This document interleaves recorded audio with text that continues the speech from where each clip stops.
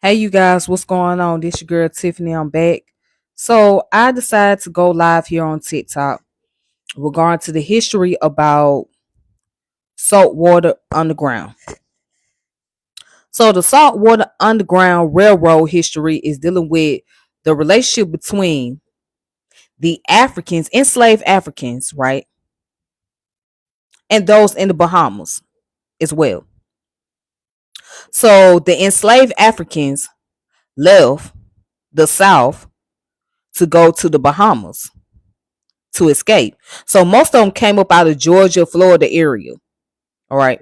So I wanted to share some piece of information with you guys, go over it with you all, and then we'll go from there.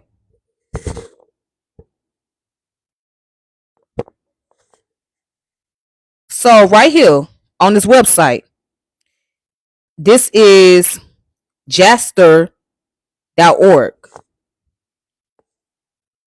And according to this information, it says by the 1840s, the Bahamas were a hotbed of resistance to slavery and a destination for regional liberated or escaped African.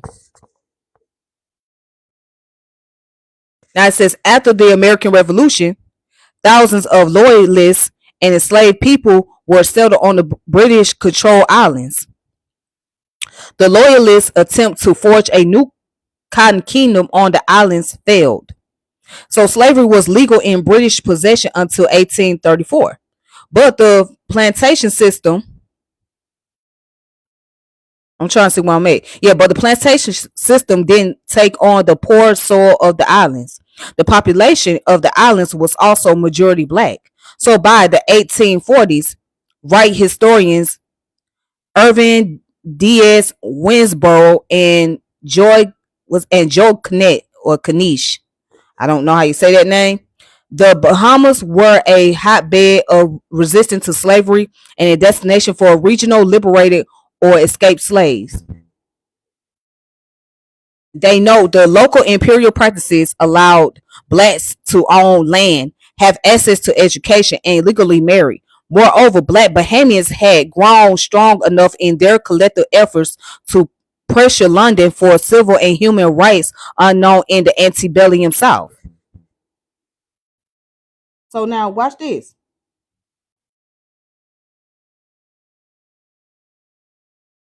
And it says, for enslaved people looking to escape the American Southeast, Canada was a very long way.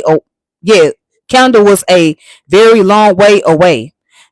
The then British controlled Bahamas, on the other hand, were just across the sea.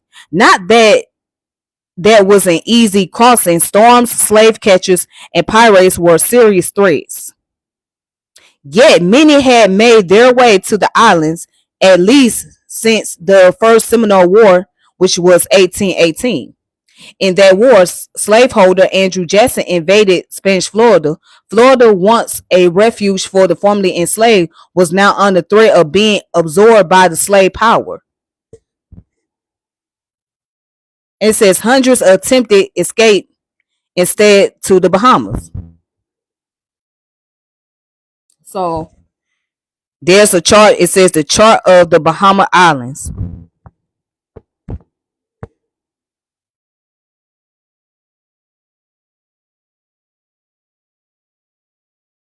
Now watch this. It says under British law, these escapees were considered, weren't considered fugitives because escaping from slavery in another country wasn't a crime. And in 1825, Britain declared that anybody who reaches British ground was free. Winsborough and Netchick, right, The action further inflamed the passion of U.S. slave masters against Britain. Not only did the ruling immediately free 300 American runaways in the islands, but also probably stimulated numerous other American bond people to contemplate freedom in the Bahamas. By the 1830s, a total of at least 6,000 formerly enslaved people had made their way to the was it archipelago, and by the 1841, a ship called the Creole carrying over 100 enslaved people from Virginia to New Orleans was liberated by revolt. They sailed the ship to Nassau and sparked an international incident. They would ultimately be released, even those initially charged with mutiny.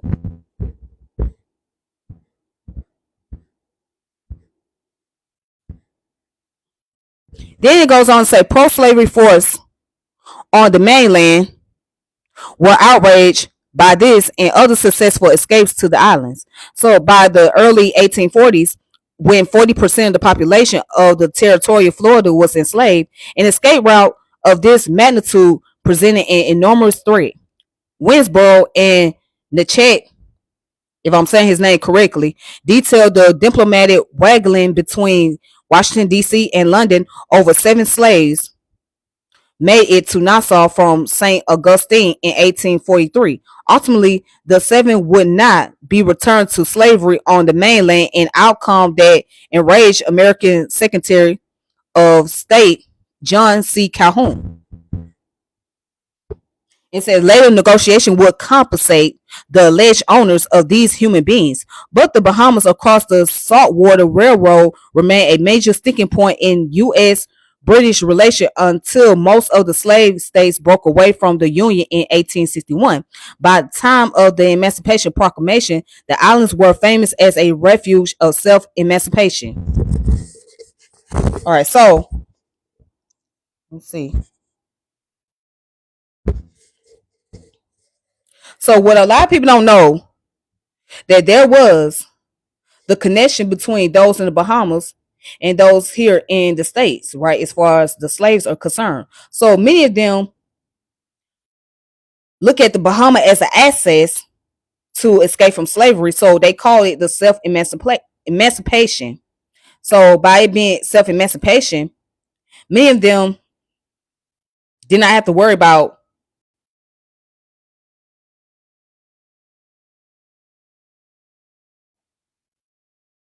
All right, I'm back. Sorry. So most didn't have to worry about going back to the States as slaves because they felt secure and safe. But this is something that people won't tell you. The LBAs, the ADOS, and all others, right? They won't even go into the part of this history. So it's so easy to make a condescending statement saying that, well, what did the blacks out there in the Caribbean do for us? Obviously, they did something. They opened up doors of opportunity for the enslaved Africans in the States. So let's go into some more information. Just give me a moment.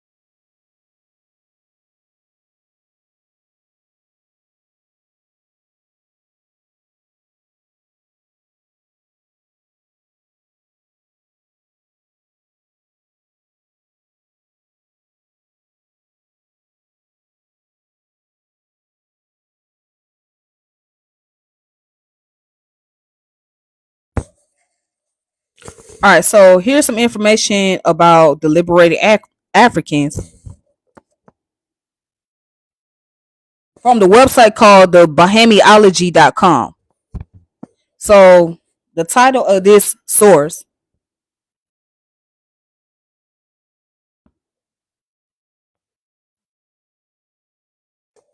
is called Liberated Africans, Peter Pender and Hercules Charles Pender, landowners and moneyed contemporaries of Alade Adelery. All right. So as you can see, this is an article right here. It says before reaching Carmichael Village, the tract of land belonging to Peter Pender, an enterprising native of Yoruba, was passed. He is a very shrewd man and has taken the precaution of nailing boards on several pine trees, announcing that he will prosecute all persons found trespassing on his land. So Peter has raised, among other things, many cartloads of sweet potatoes and mangoes this season, which he has disposed of at, let me see, I can't,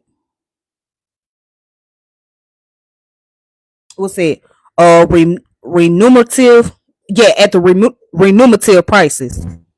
Okay, I couldn't really see that because it's kind of distorted. But anyway, it says liberated Africans changed the ethnic, social, and economic landscape of New Providence as they were settled by the British in greater and greater numbers in Nassau. Many excelled and became moneyed personalities in their lifetime. Settlement of liberated Africans began long before the end of slavery in 1834. Their settlement continued as and went until as late as 1860, when the slave trade finally ended in places like Cuba, Brazil, and America. All right, and so here's some more articles over here.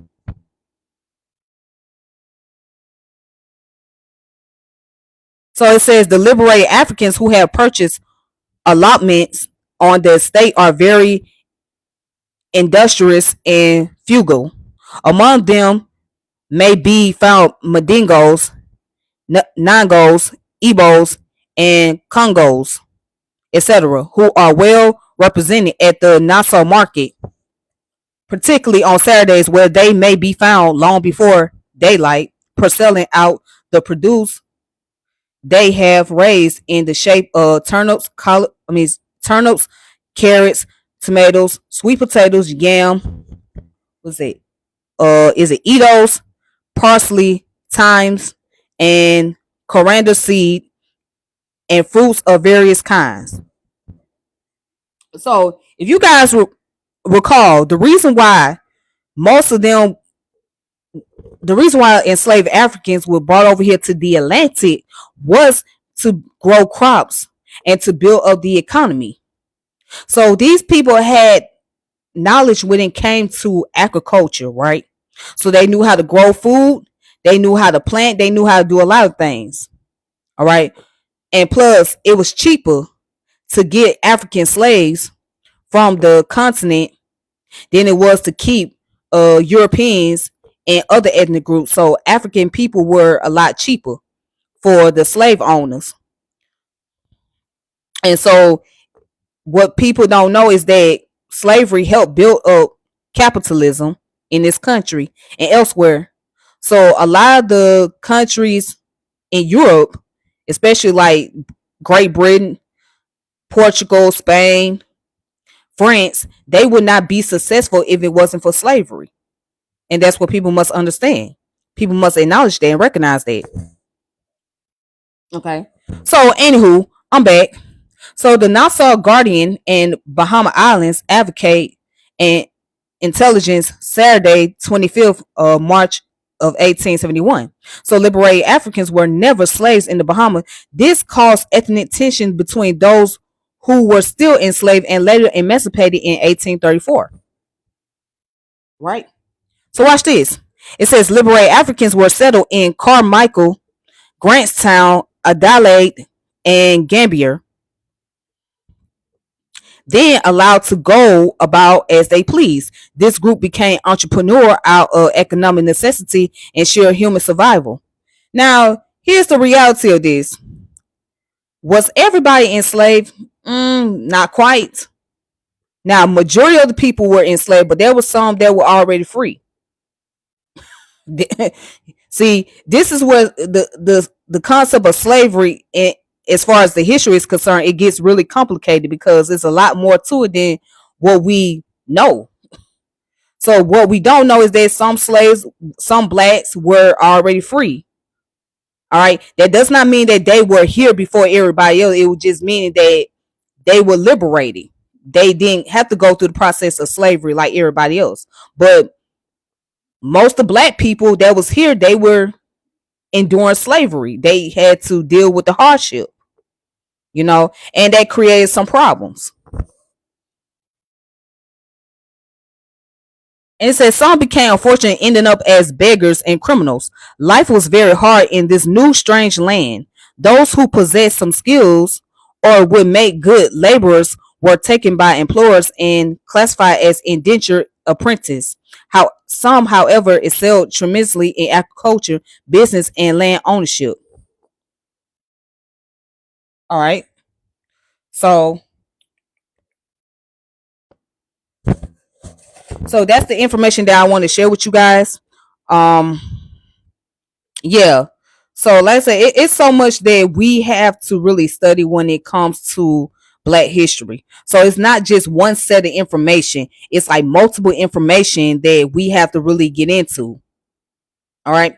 But anyways, I just want to get on here and share this information because I never got a chance to actually do a lot on TikTok about African history, black history, or whatnot. Normally I do it on my YouTube channel. So if you have not subscribed to my YouTube, it's Tiffany89. So make sure you subscribe to it, Tiffany89. All right. With that being said, I hope you all have a wonderful evening. And until next time, peace.